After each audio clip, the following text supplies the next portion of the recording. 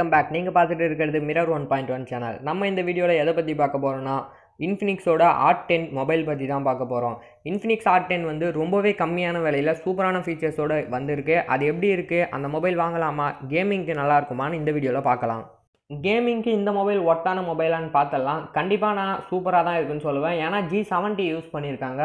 Helio G70 வந்து Snapdragon 675 விட improve பண்ணியிருக்கு.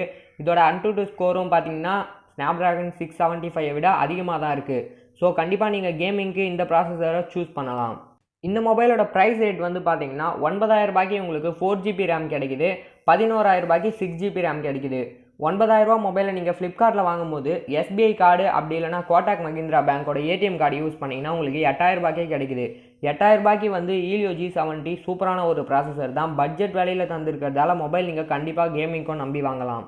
இப்போ நம்ம மொபைலோட கேமரா பற்றி பார்ப்போம். கேமரா உங்களுக்கு 16 மெகா பிக்சலில் ரியர் கேமரா தந்துருக்காங்க. கூடவே உங்கள் +2 மெகா பிக்சலில் மேக்ரோ லென்ஸு, கூடவே அப்புறமா ஒரு 2 மெகா பிக்சல் டெப்த் சென்சார் தந்திருக்காங்க. பொக்கே எஃபெக்ட்டும் உங்களுக்கு 2 மெகா பிக்சலுக்கு தந்திருக்காங்க. நீங்கள் 8000 ருபீஸ்க்கு மொபைல் வாங்கும்போது இந்த கேமரா ஒரு குவாலிட்டியான கேமரா தான், கண்டிப்பாக சூப்பராக இருக்கும். பட் நீங்கள் 6GB ரேம் 10,000 ருபீஸ்க்கு வாங்கலாம். அந்த மொபைல் நீங்கள் வாங்கினீங்கன்னா ஒரு 48 மெகா பிக்சல் இருந்தால் நல்லா இருந்திருக்கும். ஸோ 6GB ரேம் வாங்கும்போது உங்களுக்கு கேமரா லோவாக தான் இருக்கும். பட் 8000க்கு கண்டிப்பாக இந்த மொபைலோட கேமரா வாங்கலாம். செல்ஃபி கேமரா இவங்க 8 மெகா பிக்சலுக்கான செல்ஃபி கேமராவை யூஸ் பண்ணியிருக்காங்க. செல்ஃபி என்ன கேட்டால் ஒரு லோவான செல்ஃபி தான், அந்தளவுக்கு சூப்பரான இமேஜஸ்லாம் எடுக்க முடியாது. ஒரு 13 மெகா பிக்சலாச்சு கண்டிப்பாக தந்து இருக்கணும். ஆனால் இவங்க அதை அவைலபிளாக பண்ணல. பட் பஞ்சுவல் டிஸ்பிளே இவங்க யூஸ் பண்ணியிருக்காங்க. நெக்ஸ்ட் நம்ம மொபைலோட டிஸ்பிளேக்கு வருவோம். டிஸ்பிளே இவங்க 6.78 இன்ச்சில் ஒரு பெரிய டிஸ்பிளேவை தான் தந்திருக்காங்க.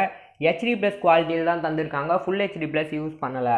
டிஸ்பிளே ஒரு நார்மலான டிஸ்பிளே தான். 8000 ருபீஸ்க்கு கண்டிப்பாக வாங்கலாம். டிஸ்பிளே பற்றியும் எதுவும் குறை சொல்கிற போல் இல்லை. மொபைலோட பேட்டரி பார்த்தீங்கன்னா ஒரு நல்ல மொபைல் பேட்டரி தந்திருக்காங்க. 5600 mAhல சூப்பரான பேட்டரி தான் இவங்க இன்க்ளூட் பண்ணியிருக்காங்க.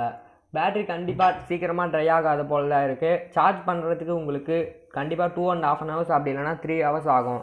ஏன்னா இவங்க ஃபாஸ்ட் சார்ஜிங் சப்போர்ட் அவைலபிளாக வச்சில்ல. இந்த மொபைலோட வியூ பற்றி சொல்லணும்னா உங்களுக்கு நல்ல ஒரு வியூ தான் தந்திருக்காங்க. 2 கலரில் இருக்குது, கிரே கலர்லேயும் லைட் க்ரீன்லேயும் தந்திருக்காங்க. பட் இவங்க கொரில்லா கிளாஸ் யூஸ் பண்ணலை, பிளாஸ்டிக் பேனல் தான். இன்ஃபினிக்ஸ் R10 உங்களுக்கு Android 10ல் ரன் ஆகுது. ஓகே, இப்போ மொபைல் வாங்கலாமா வேணாமான்னு கேட்டிங்கன்னா நீங்கள் 8000 ருபீஸ்க்கு வாங்கும்போது கண்டிப்பாக இந்த மொபைல் சூப்பரான சாய்ஸாக தான் இருக்கும். பட் நீங்கள் 10,000 ருபீஸ்க்கு 6GB ரேம் வாங்கும்போது ரேம் மட்டும்தான் அதிகமாக இருக்கும். ஆனால் உங்களுக்கு இருக்க ஃபீச்சர்ஸ்லாம் கொஞ்சம் லோவாக தான் இருக்குது. ஸோ நீங்கள் 10,000 ருபீஸ்க்கு வாங்கும்போது வேறு மொபைல் நீங்கள் சூஸ் பண்ணலாம். போக்கோ M2 கூட உங்களுக்கு 10,000 ருபீஸில் தீபாவளி ஆஃபர் கிடைக்குது. அதை கூட நீங்கள் சாய்ஸ் பண்ணிக்கலாம். ஓகே ஃப்ரெண்ட்ஸ், இந்த வீடியோ உங்களுக்கு பிடிச்சிருந்தா கண்டிப்பாக லைக் பண்ணுங்கள், சேனலுக்கு சப்ஸ்கிரைப் பண்ணுங்கள். நீங்கள் சப்ஸ்கிரைப் பண்ணுறது மட்டும்தான் எனக்கு பண்ணுற ஹெல்ப்பாக இருக்கும்.